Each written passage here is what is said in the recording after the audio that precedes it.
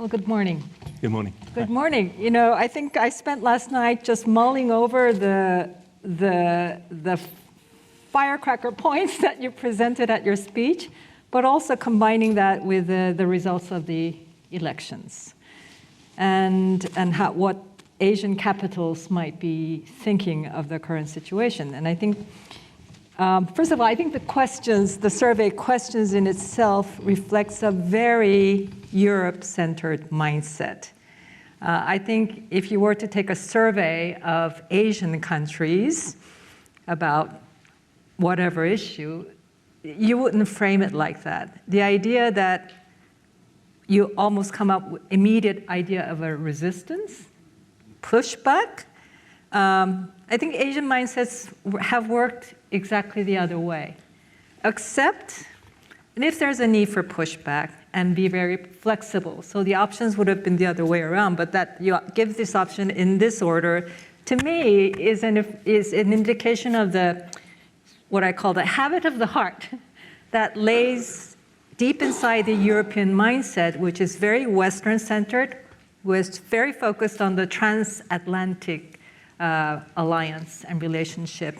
And now faced with this reality that is shifting, what this requires is a shift in the mindset as well. And I'm rather happy to see the results ultimately saying, yes, we need to be flexible, and that's a very pragmatic approach.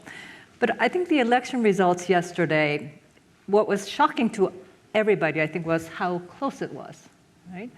We expected it to be very close. How not close it was. We expected it to be very close. All the polls indicated that it was a toss-up.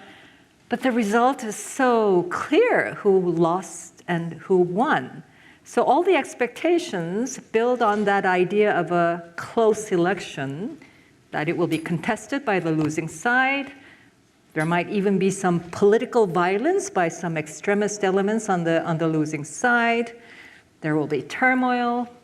White House would be distracted by this turmoil, and so there will be this continuation of an agonizing period for the rest of the world as we watch. And that has now completely put to rest, right? And the expectation now, a day later, is the second Trump administration is going to come out roaring, even during the transition period. I mean, all the expectations, all the protocols reserved for the outgoing presidency and the symmetry, decorum, all of it, it's just going to go out the window. We saw some of that during the first Trump presidency, and I think it's going to be even more so. So the reality has hit us without any buffer, without any of that transition period. And so, you know, I was looking at how this was accepting in my country, South Korea, security ally, in the middle of negotiating a very important cost-sharing deal, finalized with the Biden administration, and I think the expectation was that we would get this through the National Assembly, whoever wins during the transition. That scenario no longer applies. There's almost an immediate expectation that the Trump camp will demand that we renegotiate this. So it's an urgent set of issues that we need to deal with the United States. But I think in Europe, it's also this sense of an urgency added to the sense of America is withdrawing. America cares. It would care far less about its ties with the transatlantic alliance and it's withdrawing. So you have to think of the world with America less engaged in the Europe, the transatlantic alliance, and where does that leave Europe? Does it prompt Europe to be more united, to really switch its mindset towards other parts of the world, the growing part of the world that is Asia, and that therefore this forces Europe to become even more closer with Asia in its, you know, as you say, it's diverse, there's pockets of vulnerability, there are pockets of growth, there are pockets of westernized Asia that is Korea and Japan and other countries. So this is the world that we are facing, and I think in the end, I think all countries have to be practical. I think, can I do a sales pitch?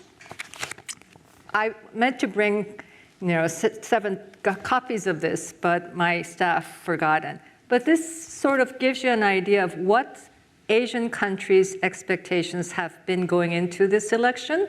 And I think this is still very relevant, but it does spell out what Asian countries would expect if the second Trump administration would roll out. And I think this will give you some idea of where Asian countries are going and how European countries should align to that. I thought the poll was very fascinating, in part because there seems to be near unanimity in this room. I mean, there's obviously selection bias at work because it's a bunch of well-heeled Swiss people who've signed up to come to a conference on Asia. But 87% in favor of the flexibility option is nevertheless a really resounding vote, when the position in Washington, at least insofar as Asia can be read as synonymous with China, is in fact the bottom option, perhaps the least. Is it still up there? No, it's not up there anymore. One of the less popular options, the resistance option. And so the choice of flexibility is consensual in this room, and obviously, as Dr. Kang is saying, makes a great deal of sense to practically minded people, not just in Asia, I think, but around the world, that it isn't necessarily the prevailing view in one of the main centers of power. Where I think the idea that you should somehow muscle up and confront this force of history and react to it in a powerful way is almost second nature. I don't actually think that tendency is all that pronounced in Europe, per se. So I would differentiate very strongly between the instincts, the relatively hardwired instincts of a Washington, D.C. and the position in many of the European capitals. In Brussels, I think, we've seen a tendency, around the von der Leyen Commission, we've seen a tendency to align itself quite strongly with the American position. But I don't think that proclivity is necessarily deeply shared in Berlin. France can swing either way. London might line up with an American position, but it's a complicated picture.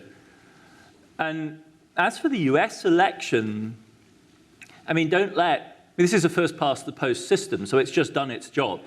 It's translated a very narrow national majority into thumping, clear outcomes at every level. That's what the first past the post system is designed to do, and it's done its job.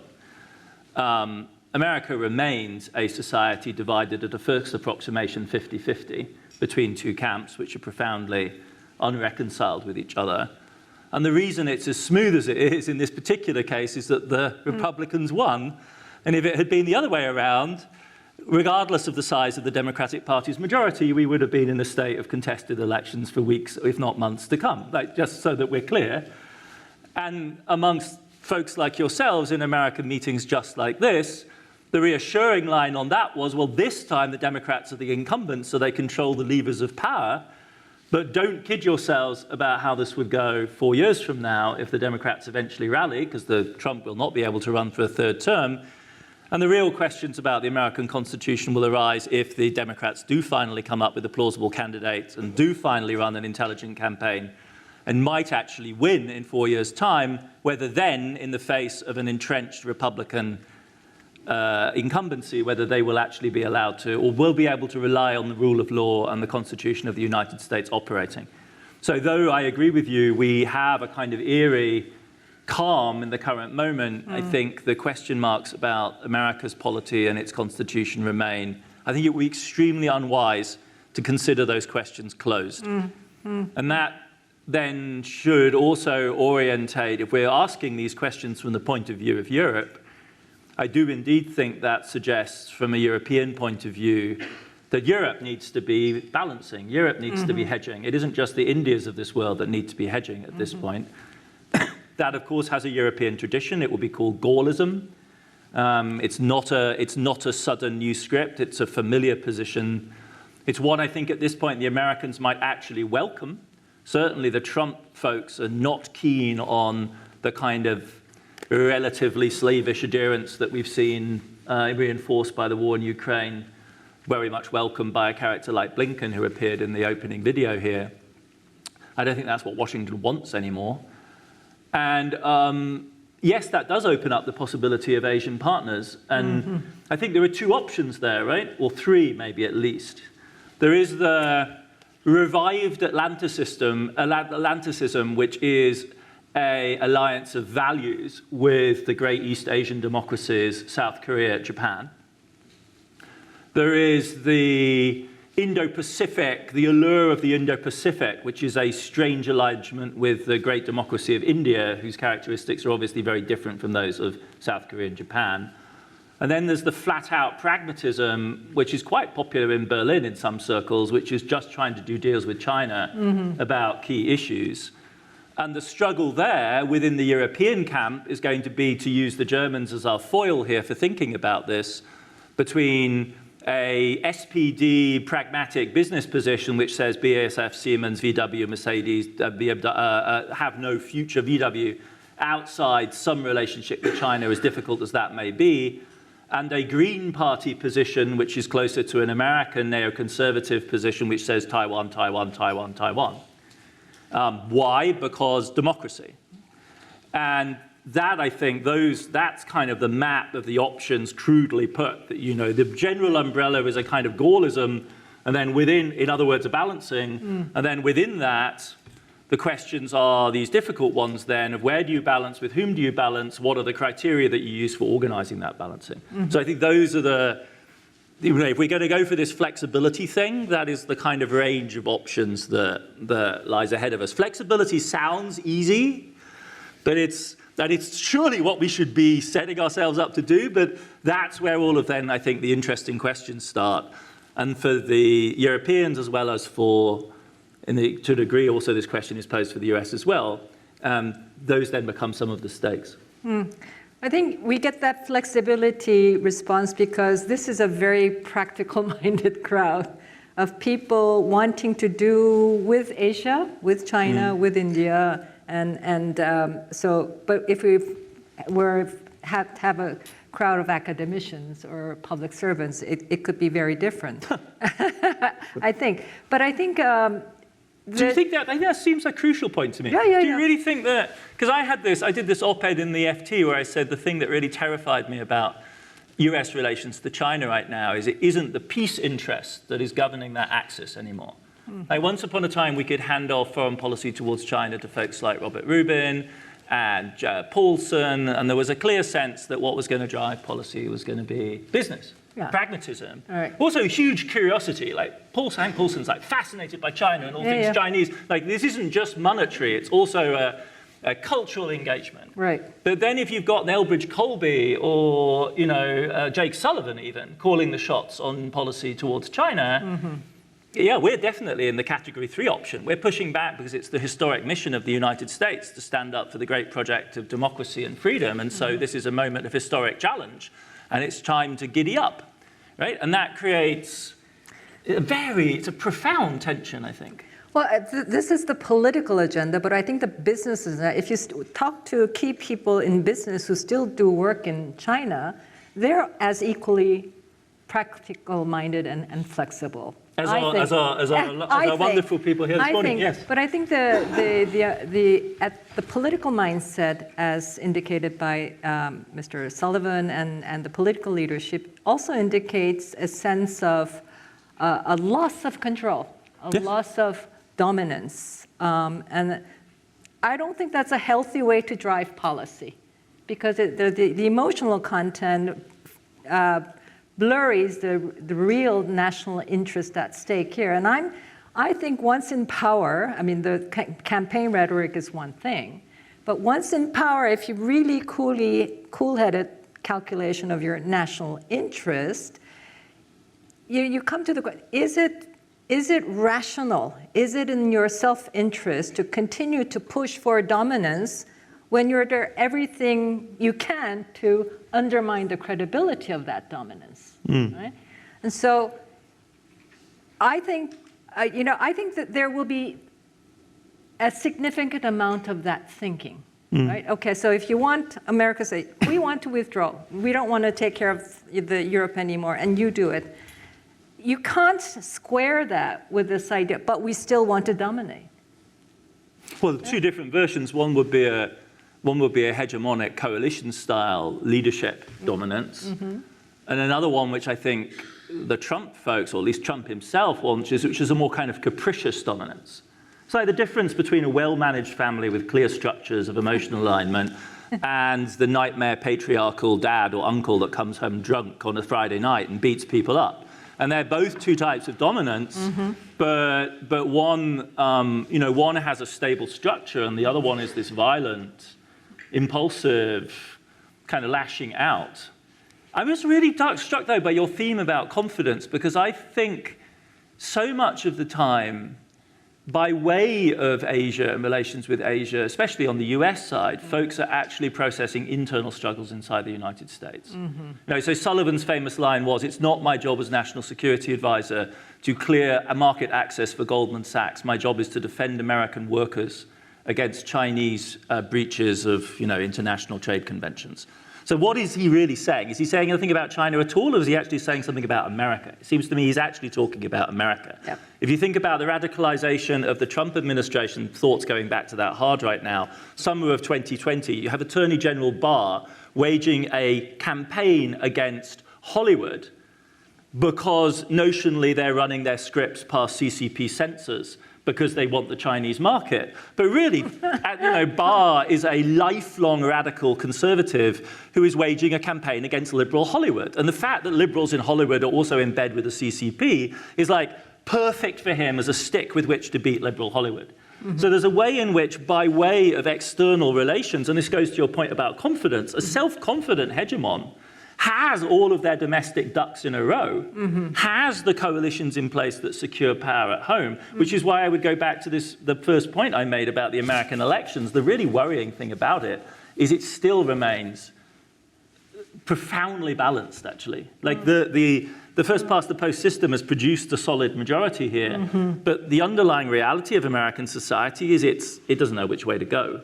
It actually doesn't have a clear vision of future. And that means it's, exactly to your point, it's that lack of confidence, really. It's that lack of clarity of vision. Lack of clarity. That is then reflected in relations with others, whose complexity and difference gives you every, you can then have your reaction to it. Okay. Well, that's a huge cold water on this idea of America at the end being able to self-renew. Is that applicable still? It's honestly a very serious question. I agree, because and it's not a new question, it's a repeated question in American history, right? And so for conservatives, the last moment was Reagan. For liberals, the last moment was probably the Civil Rights Revolution. I do think at this point there is some sense about the possibility of that. But that too is a question which is, after all, posed of Asian societies as well, thinking about, you must be very familiar with these surveys of, like, South Korea is the unhappiest country in the world. As the lying flat, protests in China, the sense that there too there is a growth model that was spectacularly world-transformingly, transcendingly successful, and yet also has paid, people have paid a huge price. 2 generations of the people who made this growth have paid an enormous price. And there is a sense there, too, of the need for a kind of, just as an outsider, one gets the impression that there might be an analogy here, where also there is a need for renewal and then a question of what that renewal might look like. Yes, I think you're absolutely right. South Korea is disappearing. Our population is disappearing. It's 0.68. Some projections say by the end of the century, 95% of the Korean population will have disappeared, right? So this is a really an existential challenge. But I think the nature of the challenge is different. America, it's internal turmoil, for the identity of the country. This is more of a sociological issue that is the result of, in fact, these decades of fast-paced growth. You talked about the democratic challenge in many of these East Asian countries, and it's ironical that what drove that growth was this desire for a better life. To educate your kids so that they could have a better life than yourself. But it is also this drive for education that is preventing young couples from having kids, because it is so competitive. It is so draining for career women to have a family and a kid at the same time. So it's not just dropping fertility, it's across the board. It's everywhere except for sub-Sahara and some of these fragile countries in Asia. But overall, somehow it's dropping everywhere. And I think because women now have choices, right? We certainly don't want to take away that choice, but you have to find somehow to make life much more easier to have children, to turn that around in any sense. I think that's a very difficult proposition. I think what we should do is to, get the most of the people that we have, and that's also not going to address this challenge. So what drove it? It's not some internal division that is the problem for renewal in the East Asian countries, but a consequence of, in fact, these decades of growth that is now hitting the societies with the population challenge. So how much? The question maybe ought to be, how much more rising can Asia take? How much more of this rising can we cope with? Well, I think it's hard work doing all this rising. It's hard work lifting the world economy. Wise and open up much more to immigration, and that should be a big part of the solution. It is truly astonishing. You visit the big Asian cities coming from the outside, and obviously Western eyes are not well attuned to subtle ethnic differences within Asian society, but nevertheless, Seoul is the most uniform, homogeneous megacity I've ever been in my entire life. It is astonishingly homogeneous. You come from New York or London or Paris or Hong Kong even, but even Hong Kong is a relatively homogeneous city. It's an overwhelmingly Chinese town now. But that sense of just the massive homogeneity is extraordinary. But I think there's a little bit of diversity under the looks, because there are a significant number of workers from Southeast Asia. Yeah. And if you go to the rural regions, some villages are entirely multicultural. Yes, because of marriages with women from the Southeast Asian countries, and their children, some of their children are the only kids in school these days. So it's moving in that direction, whether you like it or not, but I think there has to be a huge shift to really open up to that migration flow. And that's the one thing, that's a necessary thing. I'm not sure that's going to solve the problem, but that's certainly one thing that countries like Korea and Japan should do. But I'm told our time is up. I hope that gave you some thought elements to continue to have an interesting discussion today. Thank you very much. Thank you.